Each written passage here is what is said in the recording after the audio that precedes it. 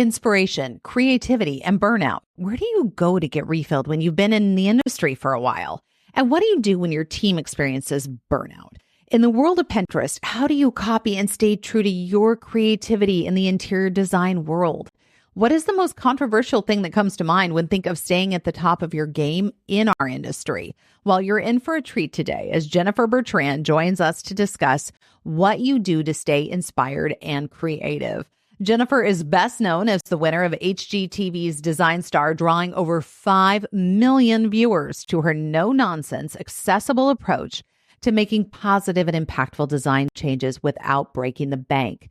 She is also the winner of Angie's List first ever Sleep Sanctuary contest in conjunction with Ariana Huffington's book, The Sleep Revolution. Bertrand currently is the designer on Lifetime Channel's Military Makeover with host Montel Williams and has appeared in countless media outlets such as USA Today, The New York Post, Rachel Ray Magazine, Life and Style Magazine, and even In Style Magazine. Also, make sure and stay tuned for this week's Coaching Corner.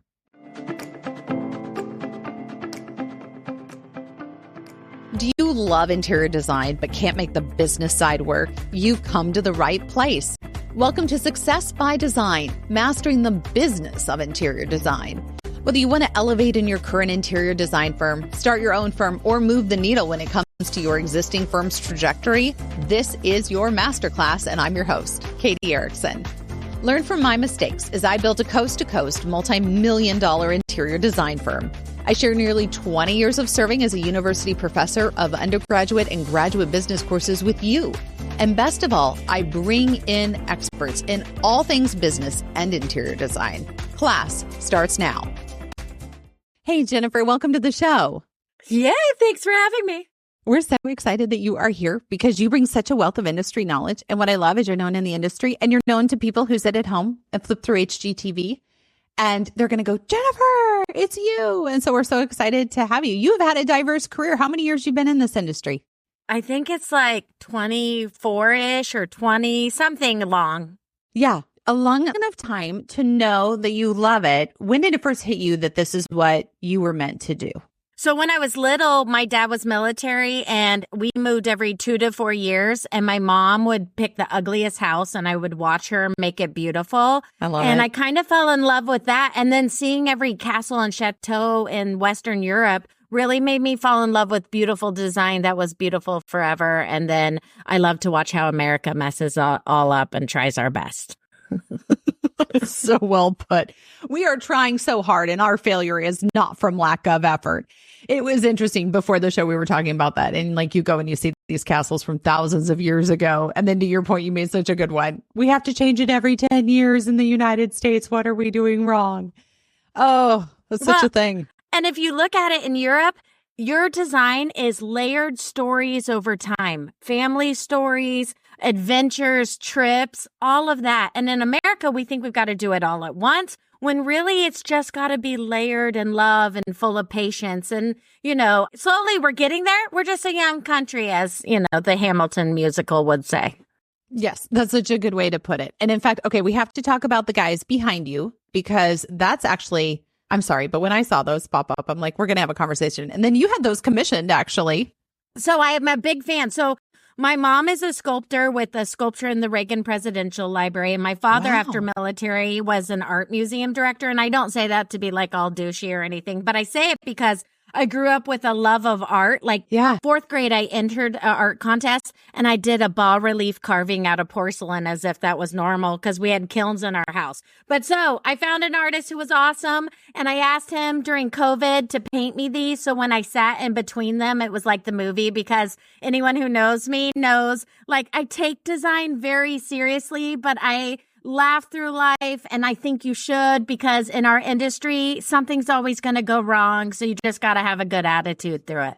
Well, and it's so much teamwork. Like stuffiness just doesn't work. And I think the designers of long ago who were the designers and managed the industry are so passé. It's like, let's get real. We have to work as a team to get this to work for a client in both form and function. Yeah. I love when I call them grown-up designers, all our friends that are, you know, killing it in the AD 100 and whatnot. And I love when they're user friendly. They carry the high end elite concept, but they're still like nice. One of my friends said, designers are in the high end world, the only hired help allowed to use the front door, which makes me laugh. And I love that saying.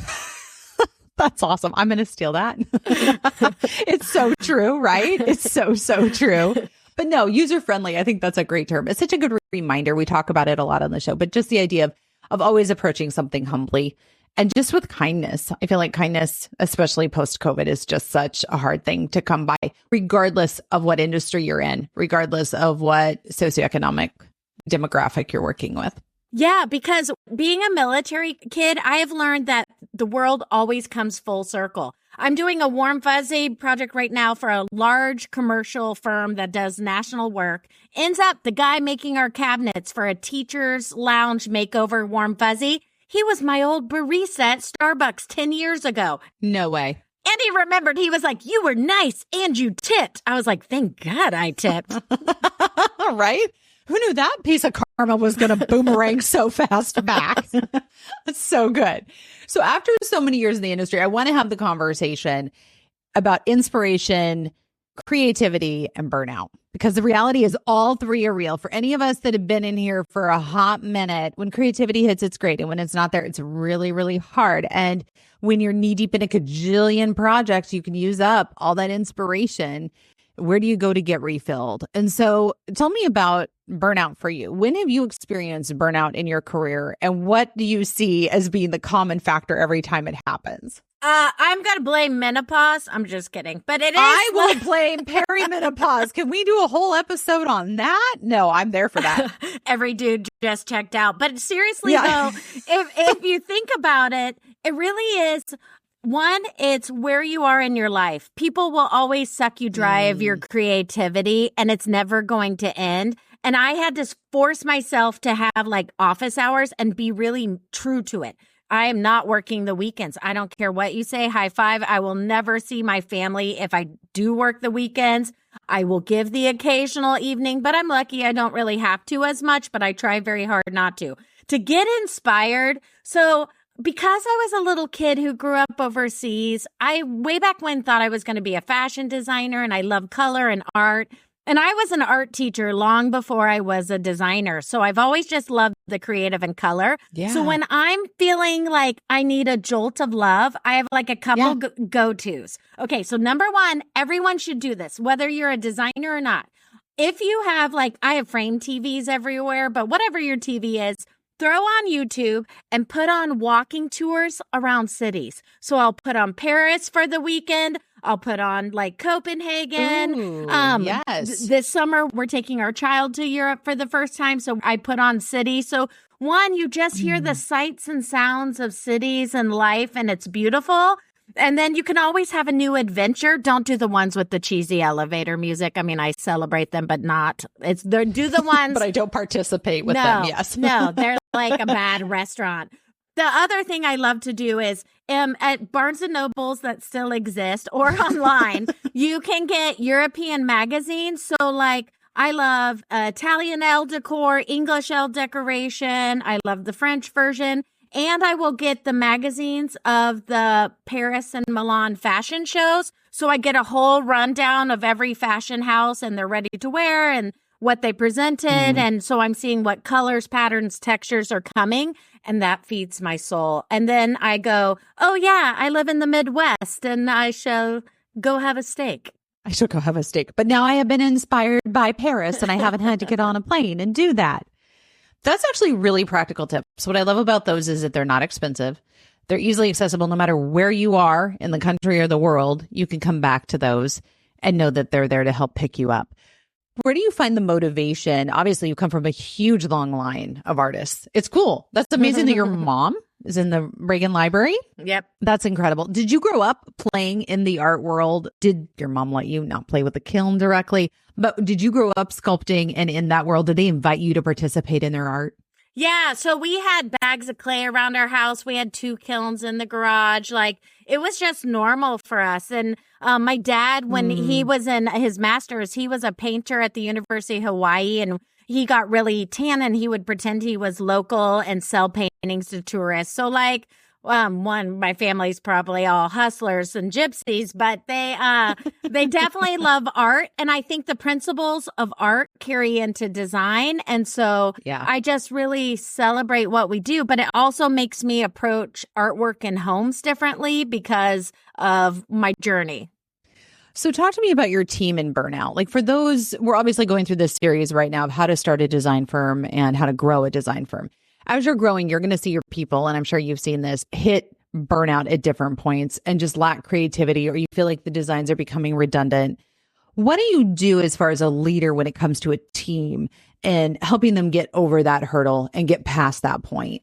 So I am a small boutique firm. So I have project managers, but I do the lead design on it. Nice. But if I were to offer that advice to anyone, I would say, 1, you're not alone. That's everyone. 2, talk it out. And there are some really beautiful private forums of designers online that really just celebrate and high five each other to like make them feel good about where you are. But what I also love is there are groups like Design Hounds and Veronica, who has that group, that takes designers on trips. They have one that Sherry Qualls is doing that does groups of women, and they do like get-togethers, and they're inspiring each other, and they're all industry. And what I love is it's everyone from every journey and every story, and then they're all just being nice to each other and making each other feel good about where they're at. Back to being nice again. Okay, so I'm glad you brought up online.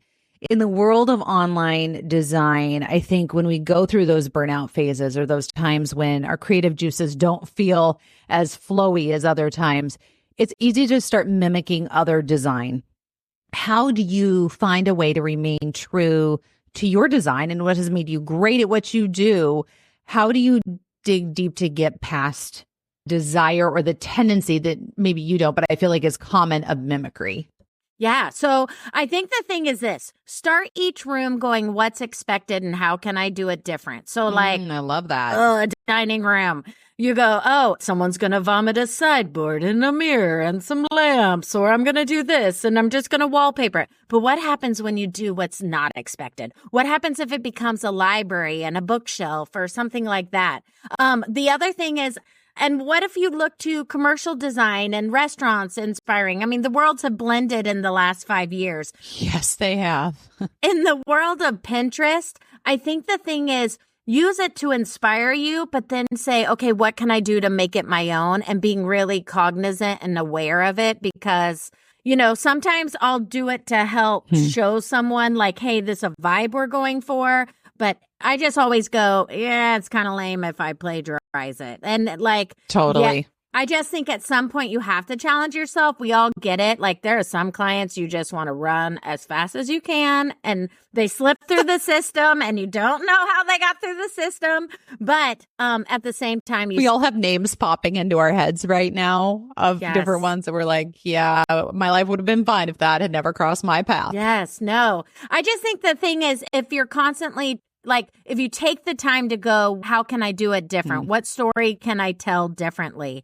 And like, if you are going to do something and it's inspired by someone else, credit that person, man. I agree. The upsetness that people get by having their work stolen. I was watching a wallpaper person on Instagram this morning. She literally had a slideshow of everyone who plagiarized her, from big companies to small companies.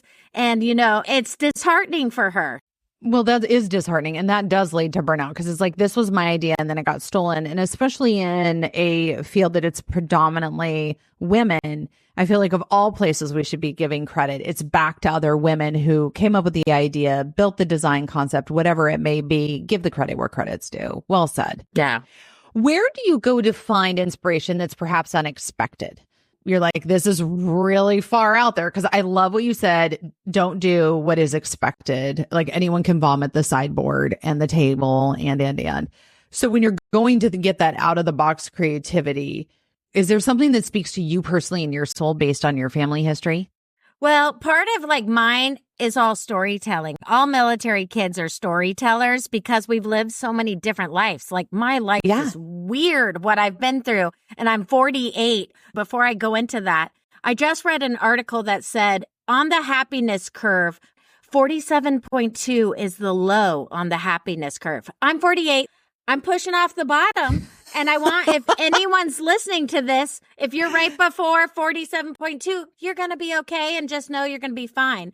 But I think for like inspiration stuff, I usually dig into my clients and I ask them, I say, I'm going to ask you a really bunch of creepy questions. We're really going to talk about what you love. I want to hear the stories. I want to hear all that. Sometimes I'll go clocking out because I want to talk and just get to know them. But really, it's about pulling it from them and their happiness moments. I love what you said about happiness curve. We'll put a link in the show notes to the book about that. What is so fascinating about a happiness curve, and ties right into the idea of burnout, inspiration, and creativity. The book was written across all cultures, which I think is fascinating. There's not one culture that is just crushing it when it comes to happiness when you look at life cycle. In reading that book, it was fascinating to watch that every culture does this. And you eventually come out of it. But if you're feeling a lull in your creativity, know that some of this literally is developmental based on where you're at in your life cycle. And I don't want to say if that should encourage you at this point, but just know that you're not alone. This is a thing, and it does take a hot minute to come out of.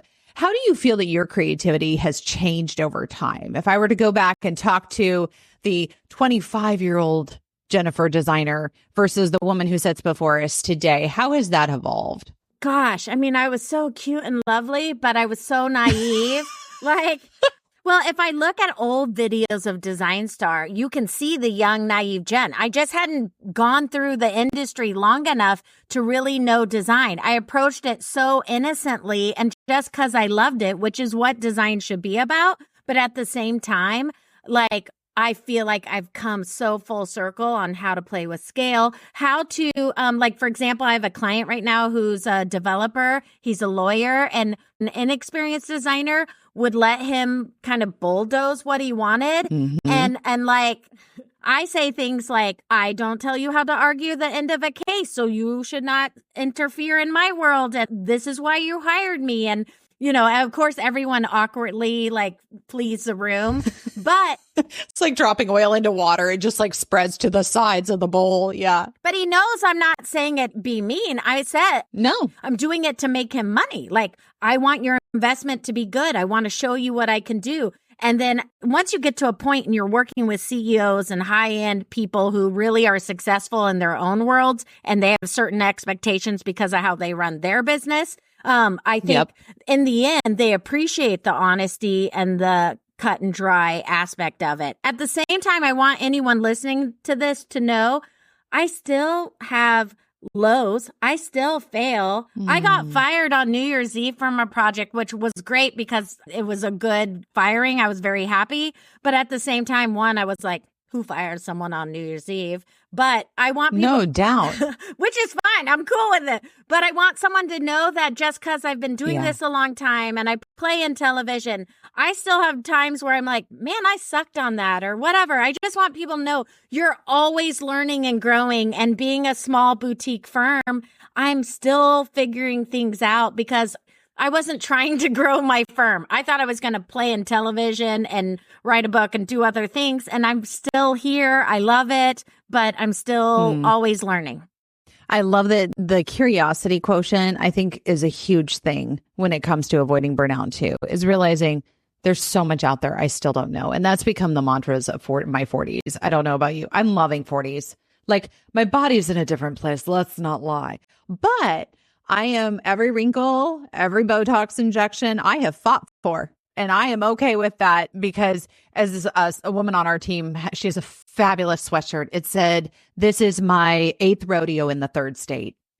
And when you can say that in life, and when you've walked and done enough laps around the block of life, as I call it, I think it also manifests in your relationship with your clients, where you can say, I know what I'm doing. That's why I'm here. You do need to trust me on that. And also just being able to say no to the clients, not even letting them in the front door, as you put it. Like, you're not a fit. You're not going to like what I create for you. This is not what we do. This happens. Residential clients will approach us, and we don't do residential. And so it's like, oh, could you please? Oh, and I'm like, I am not the person to talk to about your kitchen remodel in your gorgeous home.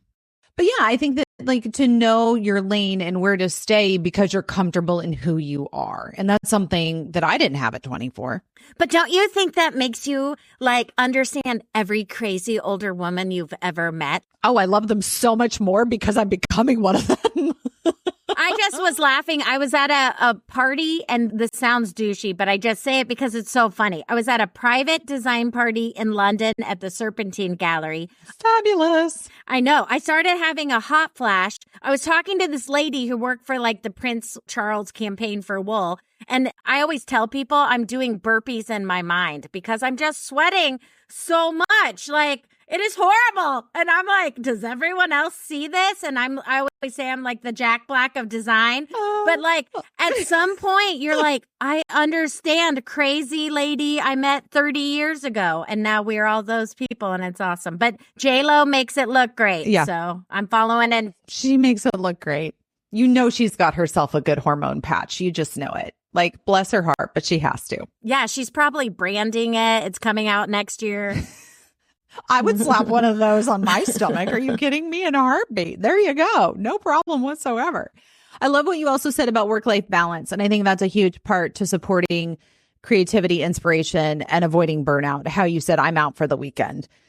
Checking out is so important because you cannot check in to refilling your cup until you check out of the grind. And even though it's what we love, it's still outputs, right? It's still creating, it's pushing things out. It's letting things come out of you. You can never pour in if you're constantly pushing out. It's like swimming upstream.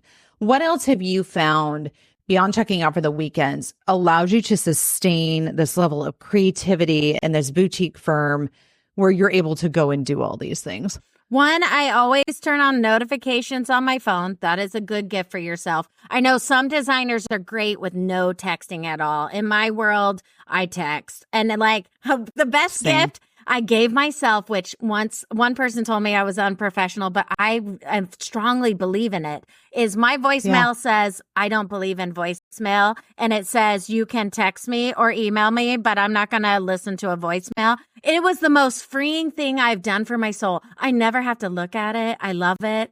And like, yes, it's absurd. Yes, who does that? I love it. No, I'm laughing because when I called to book you for the show, because our producer tried to reach you, and I know you were a busy lady, and I was like, I'm going to track her down. Like, I'm going to go find her. I'm going to call her. We're going to get her on the show. And literally it was like, hi, thanks so much for calling. If you know me, you know I will never respond to your voicemail, but you are welcome to text me. And I was like, I kind of looked at my phone for a minute and I'm like, huh. And then I'm like, that's pretty genius, actually. And it was so funny because the moment I texted you, you texted right back and you're like, yeah, I'm going to take care of my mom and I got this and that. And like, I'd love to come on the show. And I'm like, you know, that is a great thing because you have found something that works for you and works for your clients, but still gives you autonomy to turn off those notifications. Oh, it's the best gift. Only one lady said it was not professional. And honestly, my thing is you can't be something to everyone. And that's not my crowd anyway. And I'm never going to be the like super polished designer. I'm going to be the one that makes you laugh, but still gets you what you want. And we're going to have fun, but I'm also going to show up in a trucker hat and like, we're just going to do our thing. I always say it's funny. People are like, it's such a glamorous life, like being a designer. I'm like, hey, do you want to come out with me on Insta all day or anybody on our team? Like trucker hats, t-shirts, tennis shoes, like, no, but I love that you think that. That's absolutely adorable. Well, and I love what you said too. I think this is really important about you can't be everything to everyone. And I have another line that's an appendage to that we talk about on the show. If you're trying to be everything to everyone, you are nothing to no one because you cannot meet the needs. Know your demographic, stick with them, know what feeds your soul, go back and revisit it and rinse and repeat. And that seems to be a pretty good cycle I have found in my business. No, I love it. And when I start to like hate people, I do more commercial. Some people listening may know this. I have a son who had 20 surgeries. So when I won Design Star, I paused and had to focus on real life. Well, I ended up designing Ronald McDonald houses. I've done 2 in Chicago, 1 at Northwestern Hospital. I'm doing 1 in Tampa. We're doing a playground in Houston. And we did projects with the Bears and the Bulls and the Chiefs and the Royals. Through that, something poopy in life really turned into a positive because it's just all about perspective and how you look at it. And then I started doing out of town gigs and out of country gigs. And I just kind of found my niche of humans. Every now and then someone slips through, but I am very lucky. Okay, that's the golden nugget. I found my niche of humans. That is so everything, because happy clients refer other people. And not only that, they make you happy. They're people you want to work with. Again, finding your niche of humans. Don't be worried about closing the sale. Don't be worried about creating the next, not that we don't love the 8100 folks, but like, don't be worried about that. Worry about finding your niche of humans and then run hard and run with them. Like start running. I think this applies to dating too. Back in the day, I used to say this, but like start running and get busy doing what you know you're meant to do. And then look to your right, look to your left and see who shows up around you and embrace them and run with them, because it's amazing what you can accomplish together.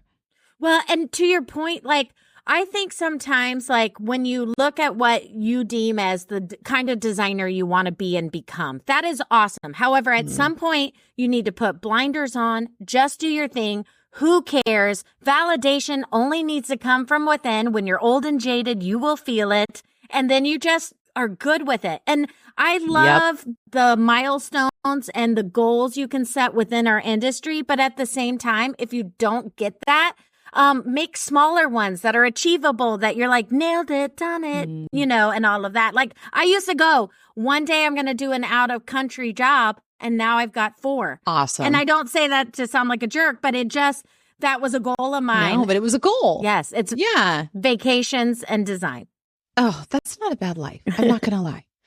Last thought for you. What is the most controversial thing that you can think of when it comes to this idea of inspiration, creativity, and staying at the top of your game and avoiding burnout that seems to be really controversial in our industry, or that someone might disagree with you about, but that you feel very emphatically about? Oh, that's a good question. But I mean, well, our industry is really like strong about the copying on Pinterest. Like that's a big one. Like if you're going to make your name by just plagiarizing people, I would say it'll only take you so far. I will say at some point, someone's going to call you out, because you watch like builders use designers' work to get jobs or stuff like that. At some point, that comes back to get whoever. At the same time, I have found to feel good, instead of getting green with envy, just really celebrate each other. So if instead, when you start to feel jealous that someone else nailed it and killed it, tell them they nailed it and killed it. Do that. It feels so much better than feeling jealous, which, you know, it's hard. Social media can kill your creative soul. My advice is take a break, take a sabbatical. And for me, sometimes I'm like, yes, everyone's great. I celebrate it. But at some point, I just want to watch a Will Ferrell movie and not care about design. I so agree. There's that classic expression that I'm going to absolutely butcher, but like if you see a woman whose tiara is crooked, don't tell her, just go straighten it. There's so many opportunities as women. We have to build each other up. I love it when you find something that someone's doing really well, compliment them. It's so cliche and it almost sounds cheesy, but when you're having a bad day, just find somebody who's got that killer dress or that amazing lipstick and just tell them. I think if we did that, even in just life, what a different world we would have before us. And it's not always comfortable. It's kind of weird sometimes, or people can be taken aback like, oh, you noticed, like, thank you. But I do it for my soul because it makes me feel so much better depending on where I'm at in the day. Oh, yeah. I get probably people think I'm creepy often. Like one time in New York, this woman was like dressed amazing. And I was like, you look amazing. I love your whole being. And she's like, do I know you? And I was like, no, but I'm going to tell you look awesome. And then one time on a plane, I met this lady and she had like a Burt Reynolds shirt. And I was like, your shirt's amazing and your bangs are amazing. Ends up, she was sitting next to me and she was like the second costume designer on a Marvel movie. And we're still friends. I meet the most amazing humans by just talking to people. I think so often we stop learning people's names. We don't make eye contact if they're not shiny and pretty. That is my biggest advice to people is see everyone, no matter what they do in life, and you will benefit. And that even is so true of all the subs on every job. See that a tile contractor and talk to him about the way he's putting it in. Kelly Fridline, and we'll do a hyperlink back to that episode. Such a great thing. You can learn from everybody, and interesting people are interesting. I don't know why, but I think people are absolutely fascinating, and I love to hear their stories because no two are alike. And just about the time you think you know someone, you're shocked. Speaking of riding on a plane, this happened to me just a couple, not even 3 weeks ago. There's this older woman who gets on, sits next to me on the plane, and then she boards with a gentleman who sits next to my husband because we're in a row with our kids. And I said, oh, that's so lovely. You and your husband are out for a trip. And she goes, oh, honey, that is not my husband. My husband died 64 years ago. And I sat there for about 4 months feeling bad for myself. And then you know what I realized? He's dead and I'm not. And you know what? I went out and got myself a boyfriend and we're going skiing this weekend. And I said, how old are you, Pam? And she goes, 84. And I just thought, I'm so glad. Just that one pause. I'm like, yeah, he's dead. I'm not. Got herself a boyfriend and they're off skiing for the weekend. And I was just like, now there's some squad goals. Seriously. Like that's something I want to aspire to after, like she's just got busy living life. And what an inspiration. I mean, I think that's the greatest thing about this topic is sometimes inspiration hits you in the places you least expect it, but you have to be open to it. Yep. You have to be aware to see it.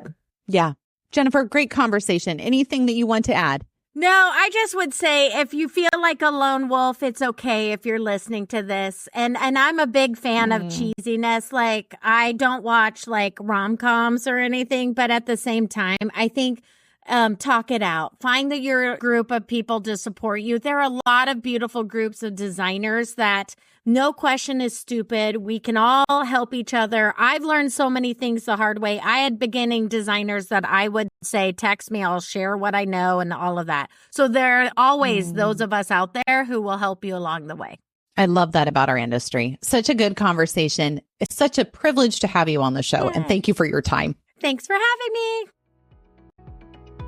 Welcome to the Coaching Corner. Let's get real for a moment and talk about burnout. I remember when I was there and it was real. I was about 3 years into my interior design career. I had been working with residential clients and I literally should have been the poster child for burnout because I was so absolutely exhausted with talking to clients about the pillows, the curtains, and mostly listening to husband and wives squabble about what they wanted where. And I thought this needs marital counseling. It's above my pay grade. I don't want to do this anymore. I'm not even sure I want to be in this industry. I love creating, but by the same token, I'm just so tired and frustrated.